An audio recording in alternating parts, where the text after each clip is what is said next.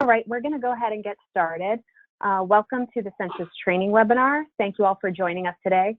This webinar is hosted by Florida Literacy Coalition and has been made possible through our partnership with Florida Counts. Before we get started, I want to show you some of your tools.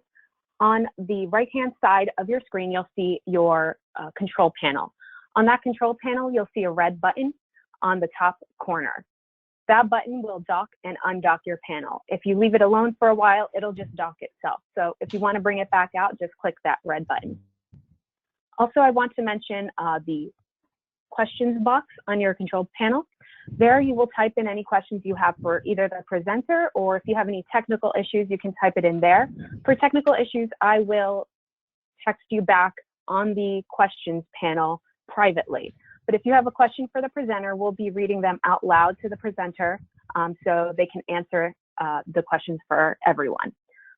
We will be stopping periodically to answer questions, so please submit any questions you have in the questions box as they come, and I'll read them at a couple different points throughout the webinar.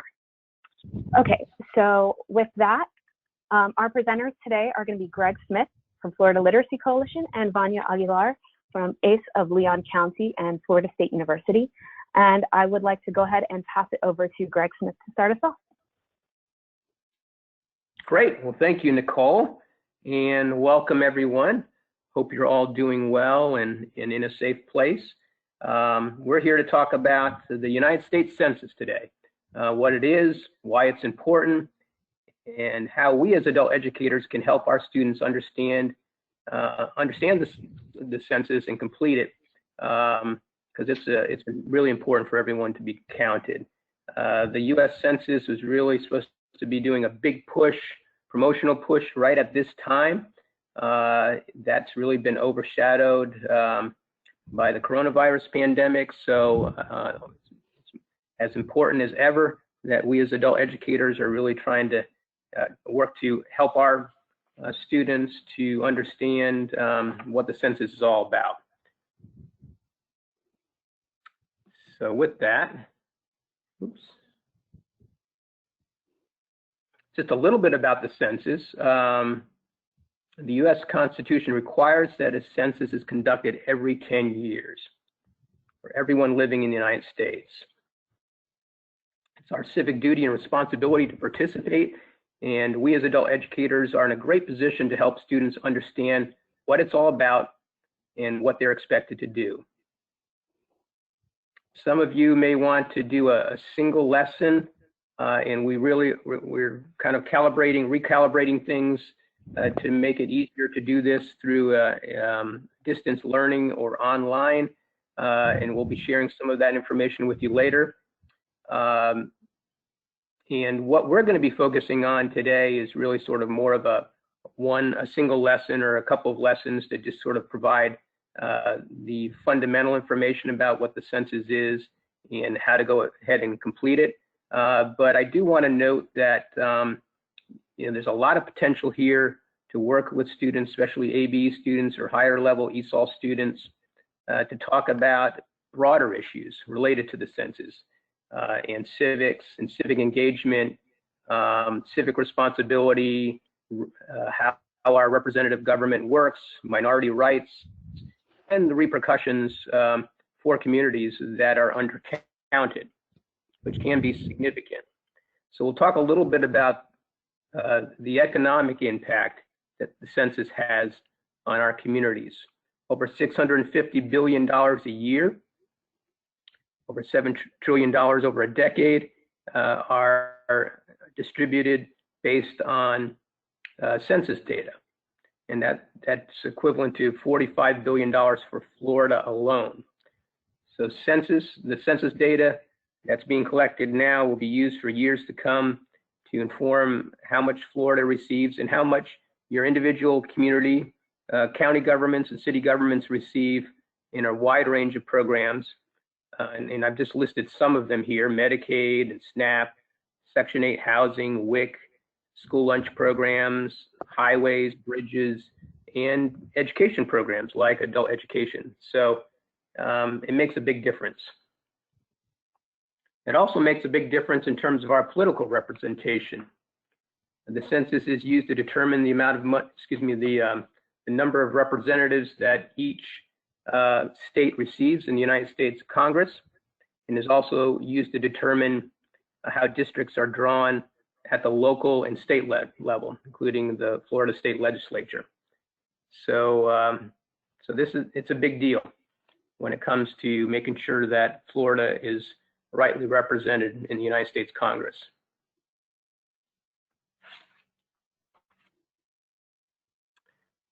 Why do we need to care? Well, Florida is home to a lot of folks who are traditionally undercounted in the census. And so I think adult education programs are really well positioned to reach some of the folks that are hardest to count. Among these are language minority students, immigrant students who are traditionally in that category, as well as folks who live at or below poverty, persons receiving public assistance, SSI, disability, people who have lower educational levels are also historically hard to count, particularly those without a high school diploma or GED. So we have among our students in our programs a lot of folks who really fall into that those hard to count categories, and so we can have an outsized impact, I think, in terms of really getting the word out and helping people understand how to complete the census and why it's important. So who's counted in the census? Well, basically everybody is. Everyone living in the United States as of April 1 is counted. It doesn't matter where they're from, why they are here, and whether or not they are documented. I think our students need to be clear on this. They may assume that they shouldn't be counted because they're a citizen of another country or someday plan to return to that country. That doesn't matter. If they're here now, they're living in the US, in our communities, they need to be counted. Now here is an image of the envelope that folks should have already received. These census invitations were sent out mid-month, this month, mid-March, so everybody should have already received one of these. I did want to note that it's important for folks to know that it will not be addressed to them personally or anybody in their family, that all of these envelopes are addressed to resident, because the census really is based on households, residencies. They don't know who's living where. That's part of why they're doing this. And so each house or apartment in the United States will receive a letter addressed to a resident at that address. One thing that's crucially important to communicate is that privacy, your students' privacy, is protected. And this can be a sensitive issue for a number of folks. The Census Bureau cannot release any identifiable information about individuals, households, or businesses to any organization or government agency, even law enforcement. Census data is protected by the strictest confidentiality protections under federal law. So this is an important piece if people are concerned about sharing personal information with the government. We really want to make it clear that that their privacy is protected, and also that the census does not include a citizenship question. I know there was a lot of talk about that and controversy. The courts determined that that would not be part of this U.S. census. So we want to make sure that people are clear on that as well.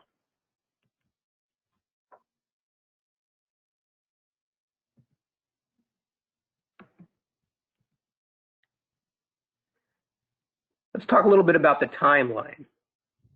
Good news is that there's still plenty of time to educate your students about the census.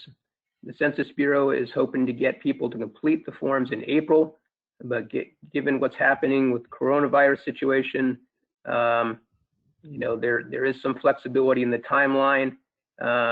They won't be sending out census workers to do door-to-door follow-up until late May, and that date may be even pushed back further.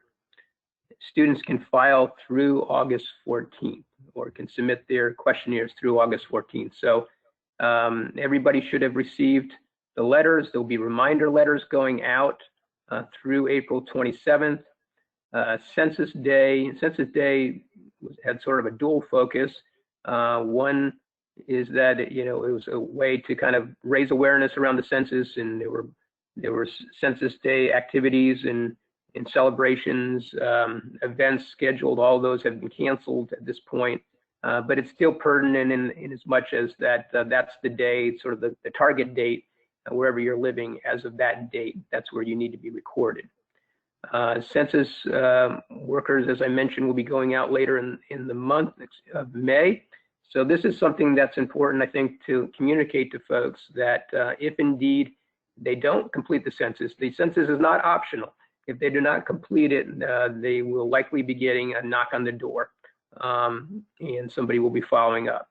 And then we're not encouraging folks to wait till August, but again, they can submit it in early August if they don't have time to do it. Hopefully, everybody has time now. We have a lot of folks at home with lots of time on their hands, so it is a great time to be knocking this out, and it doesn't take very long to do it.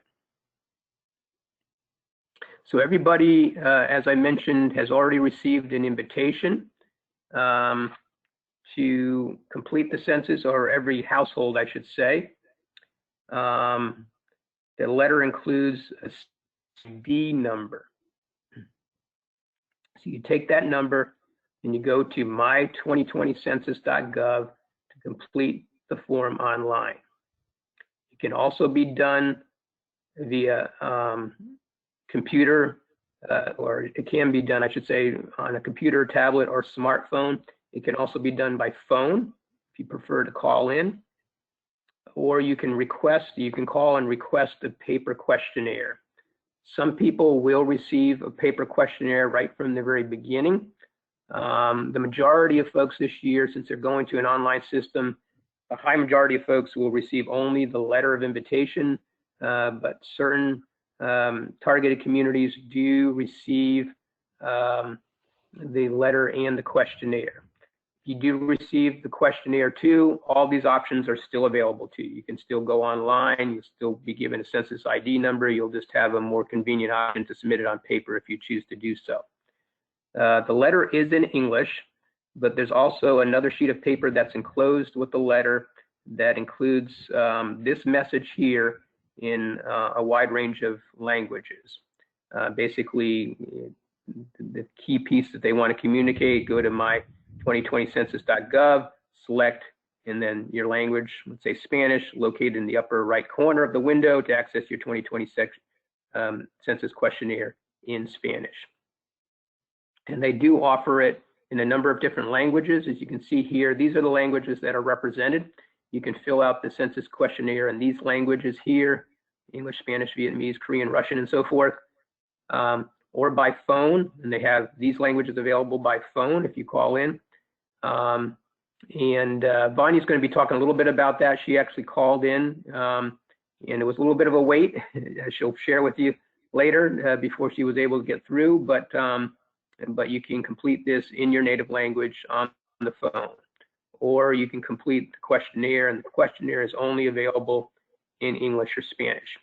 If you speak a primary language that you'd like to complete the census in your primary language and it's not represented here, you can call their hotline and they will work with you to make other arrangements. One thing that I think is important to share is to let students know that some people out there are trying to get information from folks. They're engaged in scams around the census.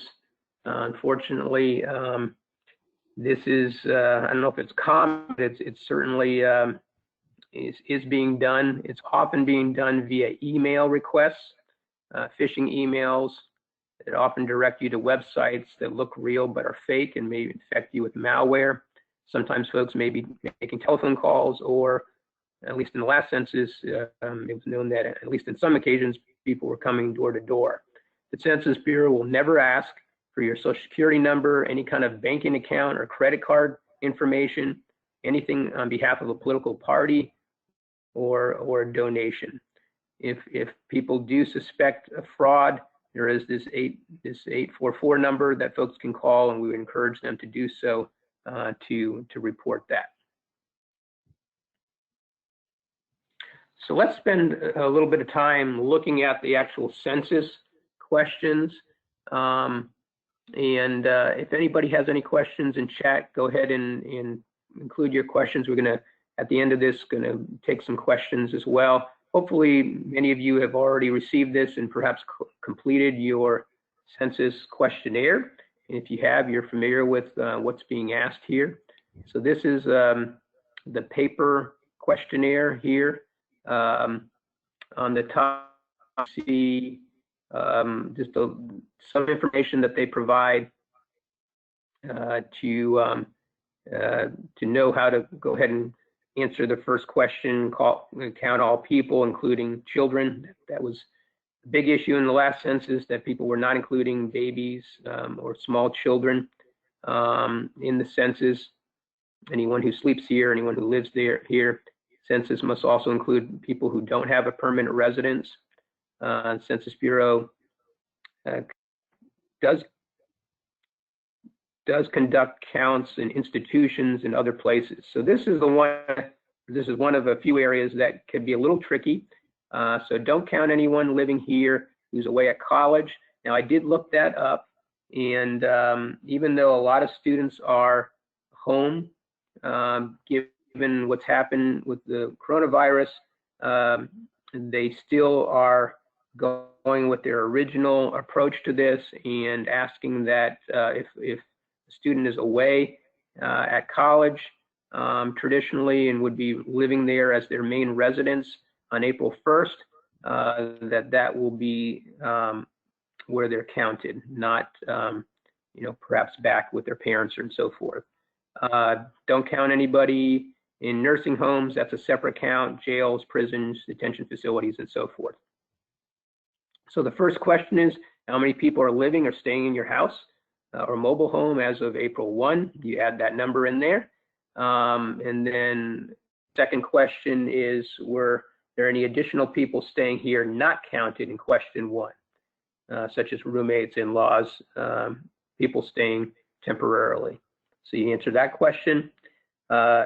Is the house, apartment, or mobile home owned by you with a mortgage, or owned by you or someone else in the household without a mortgage, or are you renting, or occupied without payment of rent? So those are the options there. I guess fairly self-explanatory, although that may be something you want to review with your students. Telephone number. Now, some people may not have a telephone. The government doesn't require you to have a telephone, or they may not want to share their telephone number. It's our understanding that you will still be counted if you skip this question. There's a few questions here that you can probably skip without running the risk of it not sort of invalidating your response, although the census really does want you to complete as many questions as you can.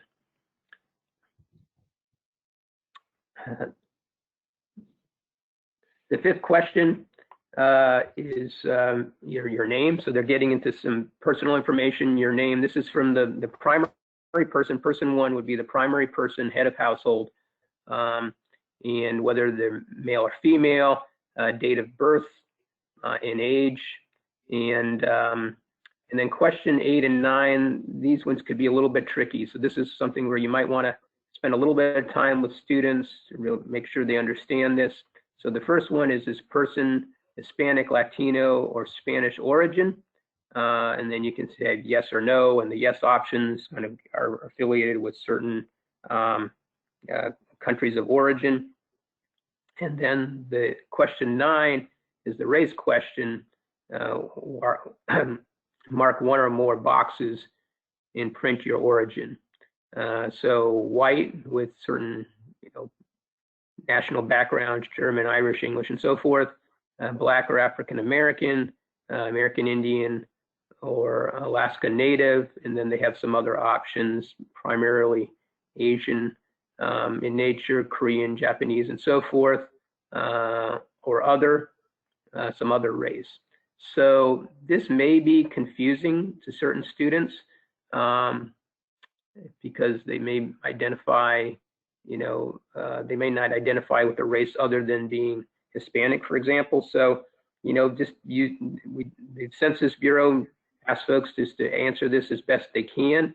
If they do skip this question, again, they're because they don't know how to answer it, then their census questionnaire will still count. It will not be invalidated if they're not able to answer this question. Now, the country of origin piece is also optional. I don't think you're required to put in, if you're Irish or Italian and so forth. But again, they're encouraging you to do that. Then after that, every additional person living in the home, they'll want information about every one of those folks. So children, anybody else who's living in the home. So these questions are a little bit different. Most of them are the same, but there are a few variations here. First and last name, of course. Does this person usually live or stay somewhere else? So you indicate that. Yes, they're usually in college or usually in business and so forth. So they have some, even though they're asking you not to complete it, if the person is in college, if they have some cross references here so that they can kind of catch to make sure that people are not being double counted. How is this person related to person one? So they have a number of options there as well. As you can see, stepson, brother-in-law, parents, other relatives. For the first time in this census, they have same-sex husband or wife, spouse, and same-sex unmarried partner as well. And then the remaining questions are pretty much the same as were answered for person one, around sex, date of birth, race, and so forth. So that's it. It's not hugely complicated. It takes, the census said that it typically takes most folks 10 minutes or less to complete. It may take some of our students a little bit longer. Of course, it does take longer if you have a larger number of people that you're reporting on. But I do think if you walk through this with your students and kind of go through each one of these questions, that hopefully most people will be able to answer the questions. If they have a sort of an extenuating circumstance, given their living situation, they can always call the hotline and kind of talk it through and get a better understanding of how to go ahead and answer the questions. As Nicole mentioned earlier, we're doing this effort through the support of Florida Counts, which is a statewide collaboration of funders and organizations that have come together to promote the census here in Florida. We have made census kits available to 25 local programs. That has closed out at this point. If you are one of those programs, you should have received at this point, or will soon be receiving a kit that includes a banner and some gift cards and promotional materials, including a flyer. And we do actually have additional flyers available. This is the flyer that we put together, just sort of the core information around why the census is important, who's counted, briefing folks on how their privacy is protected, and how they can go ahead and take the census. So we do have some of these available. I don't know if, programs obviously are not in session right now, but if you're interested, once you come back to have some of these available, we can send those to you. We also have a range of resources that are on our website, and Vanya has kindly developed some lesson plans to incorporate this into your instruction. And so with that, I'd like to turn it over to Vanya to talk a little bit about that. Good afternoon, everyone. I'm sorry, we actually have a question. I thought maybe we could answer that. Yeah, about the. Time. You're right. Go ahead. Absolutely. Yes. So our question is today the last day to do the census online? No, it is not. You can do the census online up until August 14th. So I want to really be clear on this, because this, the census day, sometimes people might think census day is the day you have to complete the census, and that is absolutely not the case. You can complete it, for several months to come. So that's a good question. It's just we want to make sure that people are clear that they have plenty of time to go ahead and still complete the census. Now, I do want to mention that that the letter that students will be receiving, I mean, they should have already received, I should say, does include in the letter that a response is required by law. And if you don't respond, the census will be sending an interviewer to your home. So I do think, we're much more about carrots than sticks here, but I do think it's important to let students know this isn't an optional kind of thing. From the U.S. government's perspective, this is a requirement of everybody living in the United States. And if you don't respond by sort of, let's say, mid-May, there are going to be folks out later on in May. So it would be good to respond in the next 6 weeks, to avoid having somebody knocking on your door. Any other questions? Sure. We have another question here. Does everyone need the code? I can respond to that if you would like me, Greg, because yeah, I did do a trial survey. I did also submitted my questionnaire already. Some people may receive this in the mail and not necessarily pay close attention, or they may not think that it was a mandatory questionnaire at the time they received it. They may throw it away. They may not know what the census ID number is. There is a way that if they go online, that if they don't have a code, there is an option that says that they don't have the code, and it'll let them input the address and then move from that address onto the rest of the questions, just as if they had a census ID number. Okay, so that's good to know. And if they do that, they have to be very specific about a department number, right? It has a very specific address. So if there's multiple residences at your address, you need to make sure you're as clear as you can be. That's right. All right, and that's the last question for now. Okay, great. Well, good afternoon, everyone. As Nicole and Greg mentioned, my name is Vania Aguilar, and I work for the Adult and Community Education in Leon County. I also work for Florida State University. I work very closely with the immigrant community, both as an instructor and as an advocate for the immigrant community here in North Florida. I am very grateful for the opportunity to be working in this project. Very thankful that Florida Counts has made every effort to make sure that everyone in the state of Florida actually knows about how important the census is. And I'm very grateful that Greg and Nicole reached out to me. I had the opportunity, even before I knew about this this whole effort that Florida Counts had to let everyone know. I read articles about the census and I thought, oh, this is really good information for my students. I bet that my students don't necessarily know that they have to complete this. So I did develop a lesson plan for my online students. I have, over the years, have taught in classroom, and I also, for the past 10 years now, wow, I have been doing an online class.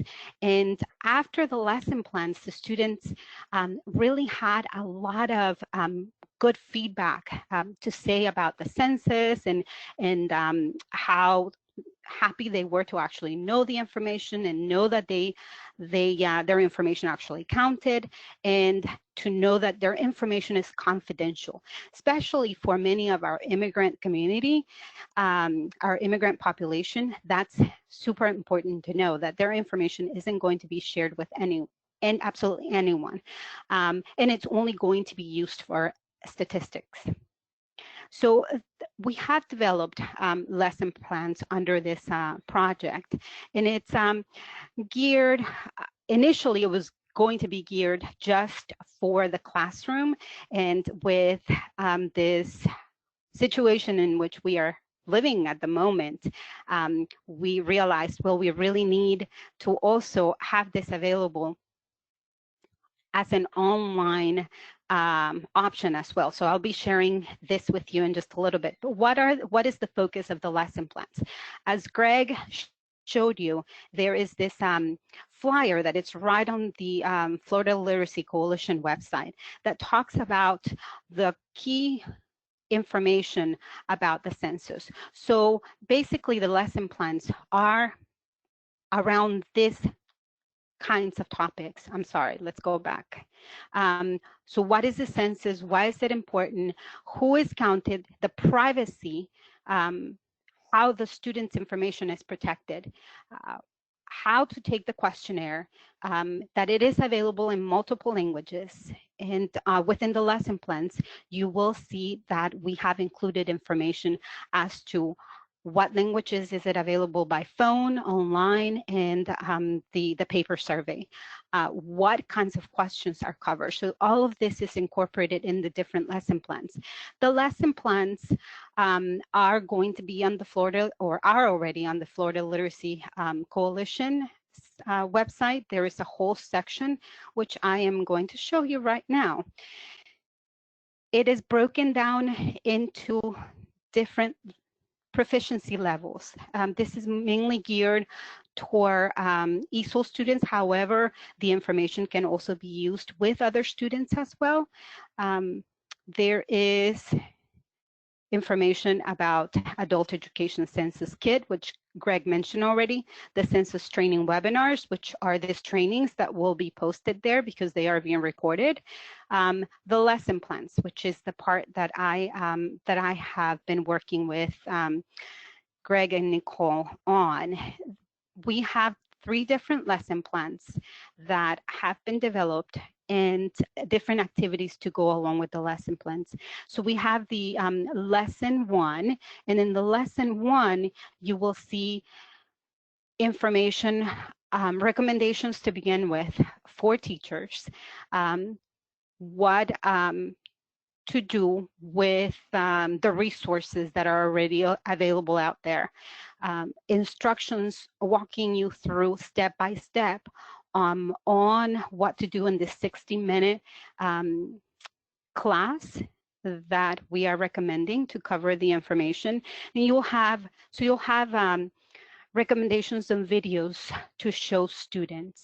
For the beginner students, we have included a short clip as to what the census is, with visuals within the video, so that students can actually get some of the information. Of course, being a language instructor, I know that we have to break it down into smaller sections and walk students all the way through each part of what the census really is and how beneficial it is for them.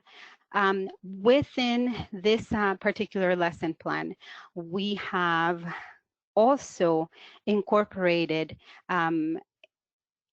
different activities. One of the activities is showing students pictures, having small sentences with key information, having students within either groups or as an entire class, discuss questions. This is information that is going to be very key for students to review, to understand.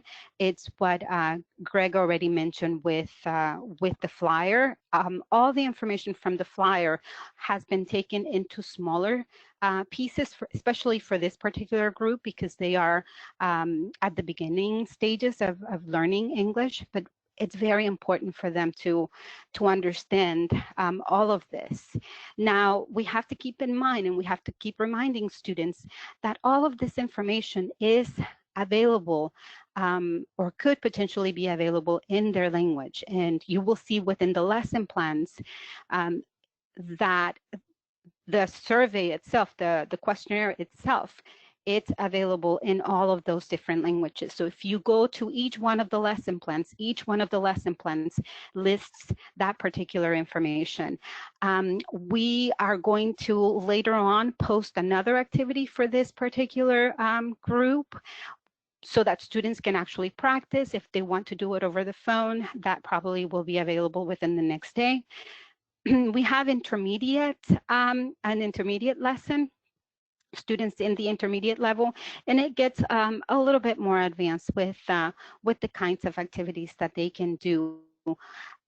As you saw briefly, lesson 1, many of the same recommendations and a lot of the information is also on lesson 2. The activities are a little bit different because we have to adjust it to the proficiency level of the students. But the key information that they need to know, which Greg basically mentioned, everything that the community needs to know, that everyone needs to be counted, that it's not an option, that yes, Census Day is on the 1st, but they have until the 14th to complete the survey, that they can complete the survey either by phone, by mail, or online, that it's available in different languages, that their information is confidential. And so for instructors to actually do this reading activity with the students, and then making sure that there was understanding of the information that was shared. So there are questions at the end of every one of the activities. We have also provided the answers so that teachers have them right at their fingertips. I do understand that we all are very busy and we have so much information to cover, so we wanted to provide as much useful information to all of you as possible. So every single activity you will see that has a sheet for teachers with the answers already there for you, so you don't have to actually go through the information and look for the answers yourself. Same thing with lesson 3. As you saw in lesson 1, lesson 2, it includes the recommendations for the instructors. It includes a lot of the resources that are available, which I'll cover in just a little bit too, that are out there for the instructors. For the advanced, a lot more information. With the advanced group, you can also incorporate so much more than just the basic. You can include more of the civics, you can have more discussion, you can break into groups, you can extend it so that students understand representation in Florida, representation in Congress, the funding and how that impacts the different communities. You can have a lot more discussion with this particular group. With this group as well, we have the activity, we have the answers, but also we have developed this online step-by-step questionnaire. This online step-by-step questionnaire walks you through every single one of the screens that the students or you will see when taking the survey. As I was mentioning to you before, when going to take the survey online, which is ultimately what the Census Bureau would like, is for most people to complete this online. They're really, really trying to target a certain percentage completing it by a certain date before they actually send census takers from home to home. Hopefully with projects like this one, we can educate the community and encourage them and just let them know how important it is to take this particular questionnaire, how it's going to positively impact the communities, how the funding is going to be distributed, and very key benefits and special funding that we can get for different programs within the community. So as I was mentioning to you before, when covering this with your students, it would be very important for them to know how the survey in itself looks. Since we are hoping that many of them complete it online, we have provided a screen step-by-step on what they will see, starting with the questionnaire, and then you will see here that we give you on red letters comments for you to actually cover with students, because they may have certain questions. For example, the language question here, and you can show the students all the different kinds of, all the different languages that they will be able to take the survey, and it doesn't have to be in English if they don't feel comfortable doing it in English. The question earlier, when it asks for the census ID right here, if for some reason students don't have it, this is the other option that I was telling you about, that students can actually, and people can click here, and it'll take them to the next screen.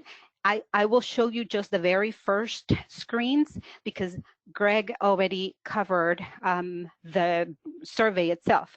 Then they would select whether it is in the 50 states or territory, Puerto Rico, or somewhere else, and then they will have to type in their exact address. And Greg was correct by saying that, yes, we have to be as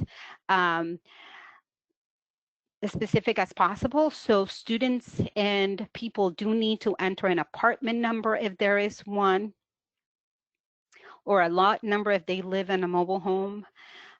Sometimes they do end up having lot numbers, and then it'll verify everything. From this point on is just as Greg showed you. So we have this resource for you to share with your students. Now, considering that we are facing this social distancing, and we are experiencing a total different approach to education at this point, we also wanted to provide you an option of having a PowerPoint. This particular PowerPoint that we have here on the website includes exactly the same information as the lesson plans. It'll include, just as it had on the flyers, it'll include the different areas, the key components of what the census is, just as Greg showed you before. But also this particular PowerPoint is going to walk the students through every one of the screens that I had mentioned to you before, with the different kinds of notes. As Greg mentioned before, the Census Bureau is highly encouraging everyone to respond to as many questions as they can. They are really hoping that people complete the entire survey. However, some people may not have a phone number, for example.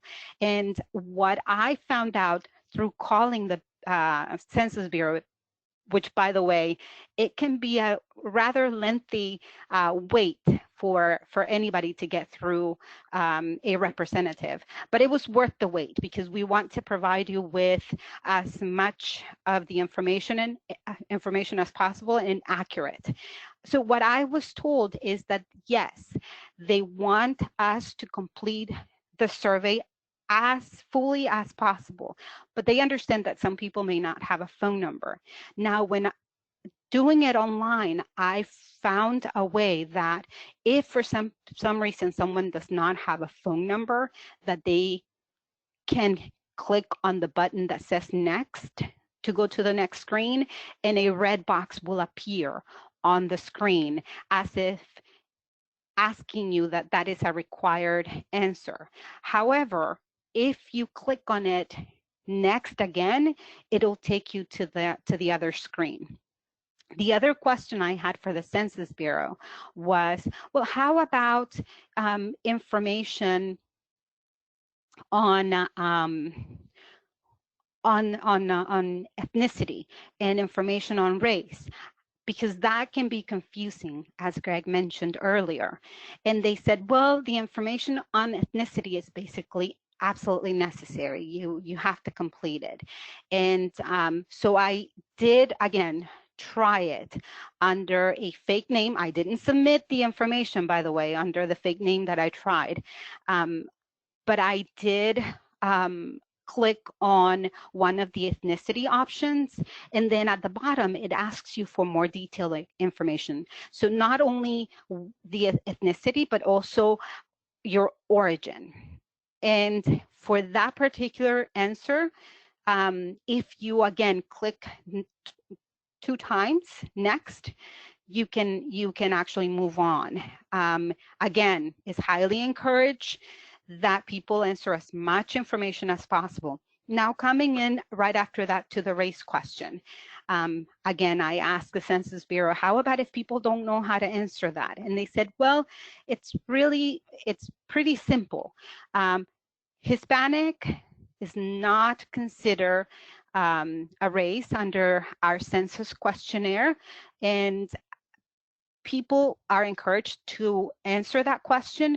But again, if for some reason they are not really sure, if they don't answer it, they will be counted. So they can, again, click on next twice and it'll take them over to the next screen. So it's really good that even if certain questions are not answered, that they are still going to be counted. This right here, this resource, again, on the Florida Literacy Coalition website, it's very helpful, is one that I believe, and correct me if I'm wrong, Nicole and Greg, this has been sent out already, right? And it has the key information. The lesson plans have pulled the information from this particular flyer, because it's essentially what the students are going to need to know to complete this, many of the questions that they would have. Oh my goodness, Nicole, did I close the PowerPoint? Oh boy. We can see your oh, there it is. screen. There it is. Sorry. So as I was telling you, that is a very, very important flyer. It's just one handout, and instructors can expand a lot more from just that particular flyer. The census website has a lot of information, Q&A sections. It has information in different languages. I highly recommend that instructors go to it. For purposes of time, I don't have a lot of time to dispose to show you step by step, but this is something that you can absolutely go and check. There is the census questionnaire. This is actually the true real survey. This is where people go to complete it. And as I showed you, we have those step-by-step instructions on how to complete each one of the screens and what information is required, but also ways that if for some reason don't know or don't have certain information, that they can move on to the next question if they want to submit it, but then again, they don't know how to answer.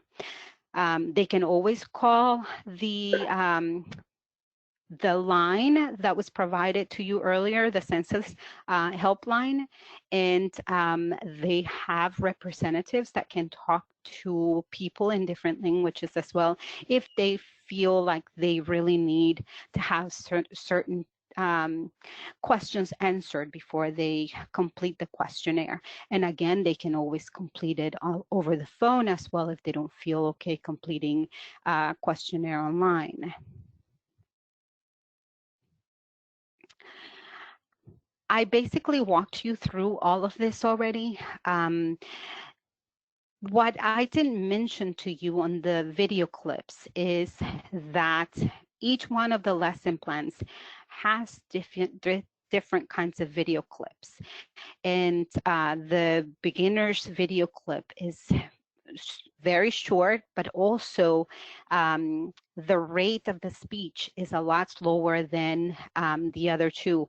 The one that we have shared for the advanced level students has a lot more information.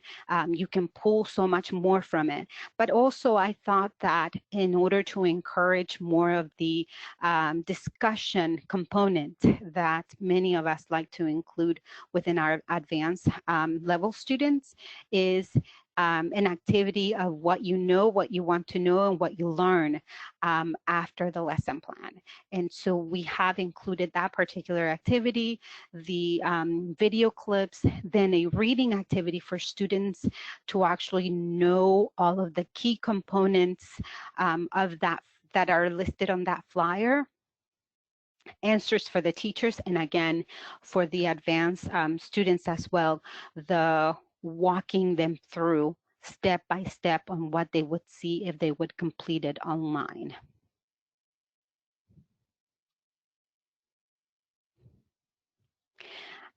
I think that I have mentioned basically all of this to you, so I'm not going to take a lot of time on mentioning it again, what it is, but each level, the information is increased a little bit more so that their proficiency level is also challenged with the English level, I'm sorry, is challenged with the proficiency level in which they are being placed already.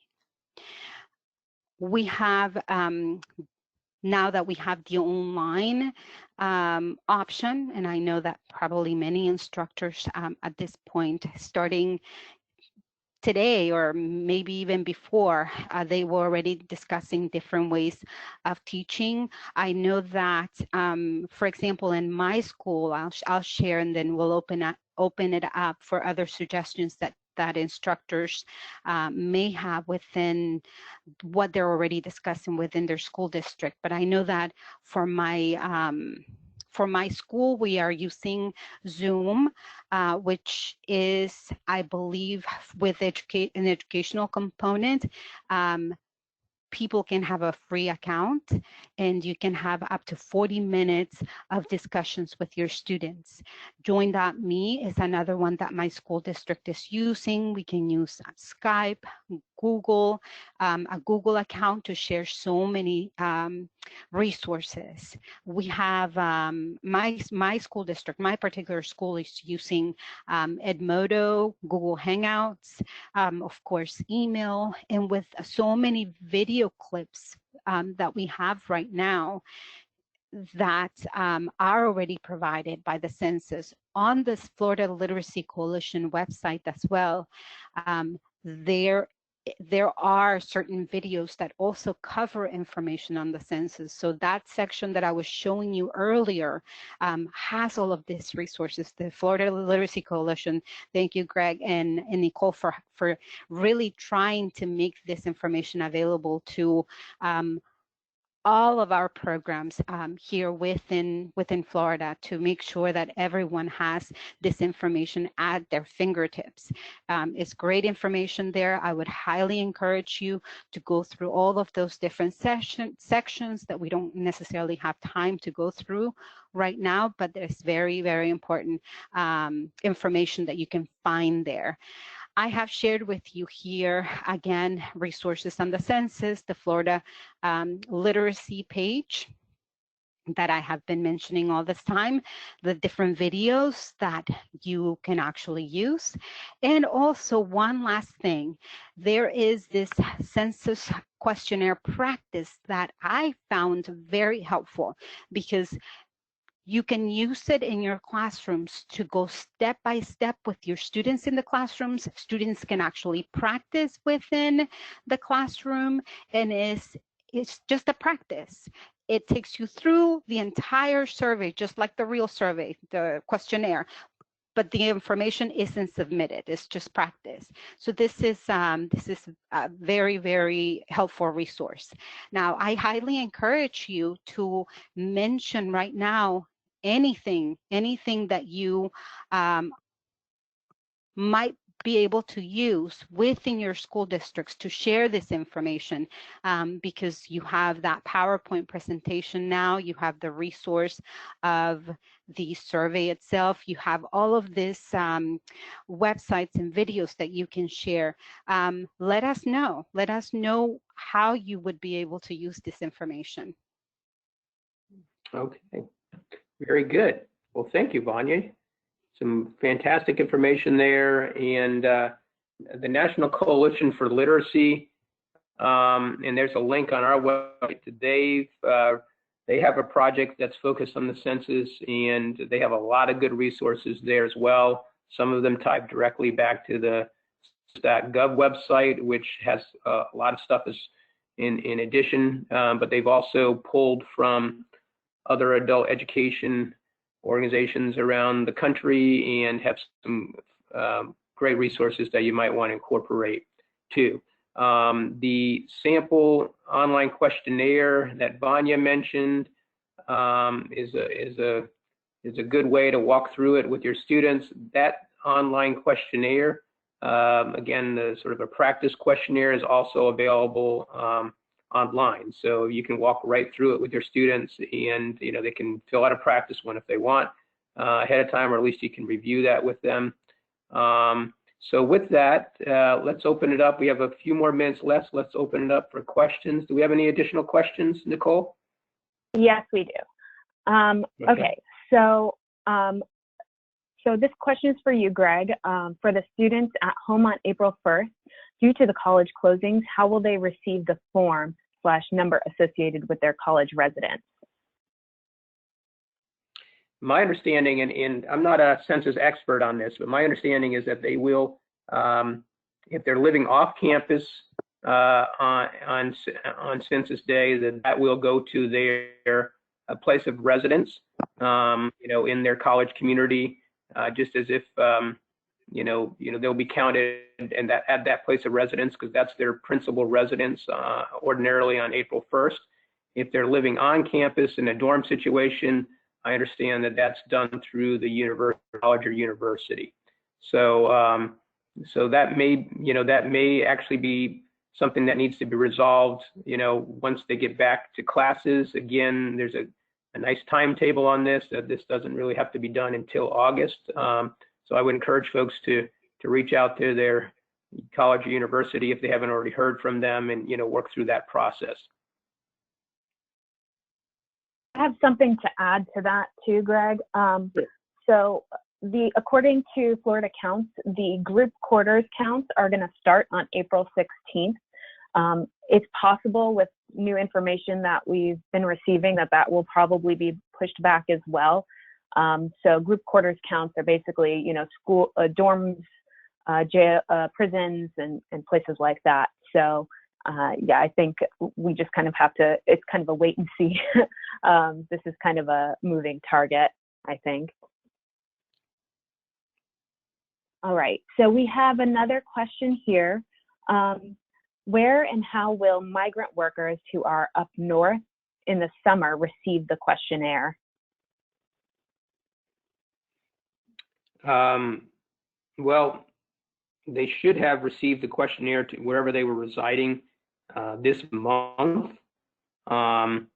So I'm not sure if I quite understand the question. So if they're migrating back down to Florida, is the question that they're kind of in a transition mode as of April 1st and they don't have a permanent residence? Larry, if you want to clarify that question for Greg, kind of what exactly you mean by the migrant workers up north. I mean, migrant workers are definitely a tricky situation, but really the bottom line is wherever somebody is living as of April 1st. So if they've if they've transitioned recently, but they're living down here as of April 1st, they would be counted if they haven't left.